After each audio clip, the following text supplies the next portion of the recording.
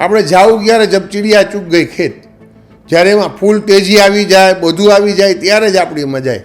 કોઈ સમજાવે, કોઈ લોજિક આપે ત્યારે નહીં. લાઈફ ટાઈમ મેન્ટેનન્સ જે છે એ મને પહેલેથી અલગ અલગ રીતે નથી સમજાતું. એક તો માઇન્ડસેટ એવો થઈ જાય કે હવે મારે પૈસા દેવાના જ નથી, મેં એકવાર દીધી હતા એટલે.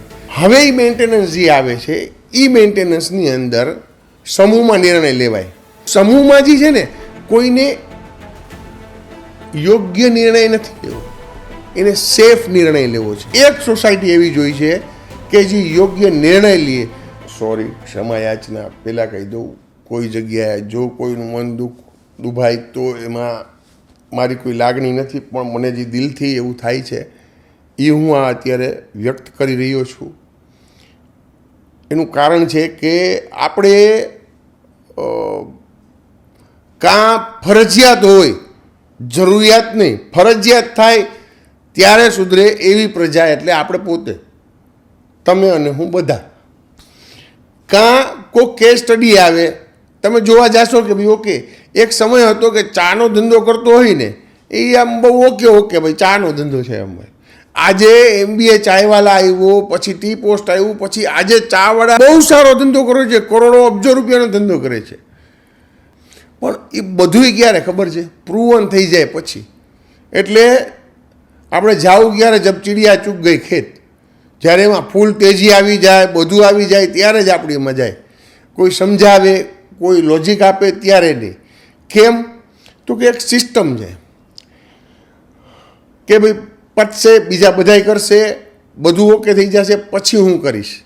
ઇનિશિયેટિવ લેવામાં માનતા નથી. ખાસ કરીને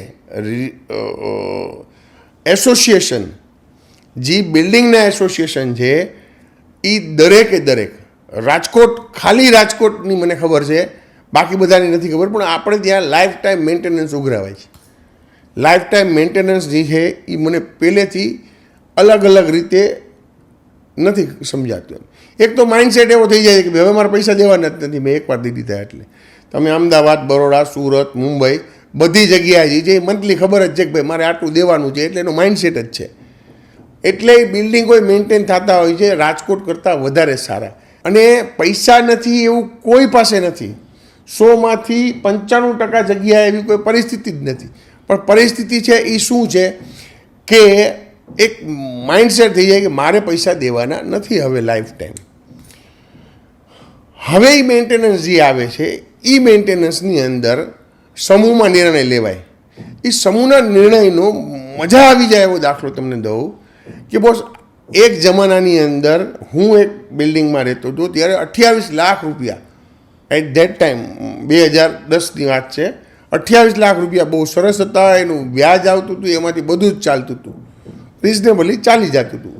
ત્યારે એક વાત થઈ કે ભાઈ ઓકે આમાં આપણે મેન્ટેનન્સ ઉઘરાવતા જાય, થોડું થોડું દર વર્ષે 5-10 હજાર રૂપિયા કે 25,000 રૂપિયા કે 15,000 રૂપિયા, એ નહીં કે ભાઈ 200-500 ઉઘરાવવાની વાત ત્યારે સ્વીકારી નહોતી, માંડ કરી નહીં થયું.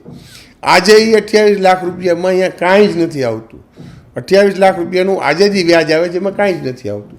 સેમ ટાઈમે આજે ઘણી બધી સોસાયટીઓ પાસે, કોઈક પાસે કરોડો, 2 કરોડ, 5 કરોડ, 10 કરોડ પડ્યા છે. સોસાયટીના 50, 100, 200 જેટલા સભ્યો છે એ બધાયના પૈસા SIPમાં છે, બધાયના પૈસા SWPમાં પડ્યા છે, બધા SIPમાં કે મ્યુચ્યુઅલ ફંડમાં ઇન્વેસ્ટ કરે છે.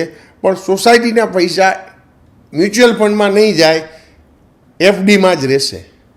એટલે તમે જેન્યુઅનલી વિચાર કરશો ને તો તમને સમજાશે કે જે પૈસા 10 ગણા કે 12 ગણા કે 15 ગણા થઈને બિલ્ડિંગ મેન્ટેન થઈ શકે એવું છે આવતા 10 વર્ષ પછી, કે ભાઈ ઓકે બહુ સારું રિટર્ન, 12% મિનિમમ રિટર્ન મળે છે SIPની અંદર. ઘણી જગ્યાએ 15% મળે છે, ઘણી જગ્યાએ 18% મળે છે.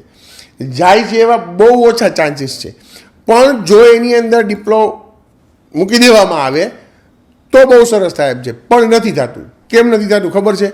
કેમ કે કોઈ એક સોસાયટી આગળ આવી અને કીધું નથી કે મેં મૂક્યા અને મને બહુ સરસ રિસ્પોન્સ મળ્યો. મળે એમ જ છે, પણ એ નહીં કરે ત્યાં સુધી નહીં થાય. સોસાયટીઓ પતી જશે. ફંડ જે છે આજે બહુ સરસ ફંડ દેખાય છે, જે આવતા 10 વર્ષમાં એનું કાંઈ નહીં આવે, ચા પાણી નહીં આવે. 28 લાખ રૂપિયા એક ટાઈમે કેવા હતા, એના અત્યારે ચણા મમરાય નથી આવતા. ત્યારે તો આ જ વસ્તુ તમે મને વિચાર કરીને કહો જોઈ કે લોજિકલી સીએ આ વસ્તુ કહી શકે છે. જે બિલ્ડિંગમાં સીએ છે એ કહે તોય કેમ તો કે સમૂહમાં જે છે ને કોઈને યોગ્ય નિર્ણય નથી લેવો, એને સેફ નિર્ણય લેવો છે. અને કોઈ પણ જગ્યાએ યોગ્યની બદલે સેફ નિર્ણય વધારે જાય ને ત્યારે એમાં કોઈ બેનિફિટ ના થાય. આ સિસ્ટમ નથી. એક જણો ગુજરાતમાંથી કે એક જણો રાજકોટમાંથી એક સોસાયટી એવી જોઈ છે કે જે યોગ્ય નિર્ણય લે.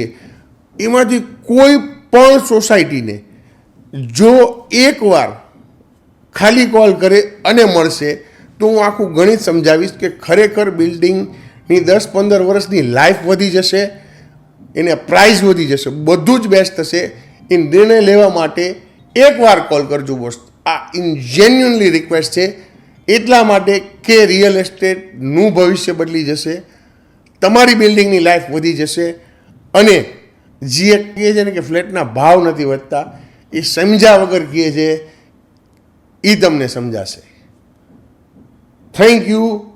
કોઈકને કોઈક કોલ કરશે એ આશામાં દીપક કાનાબાર.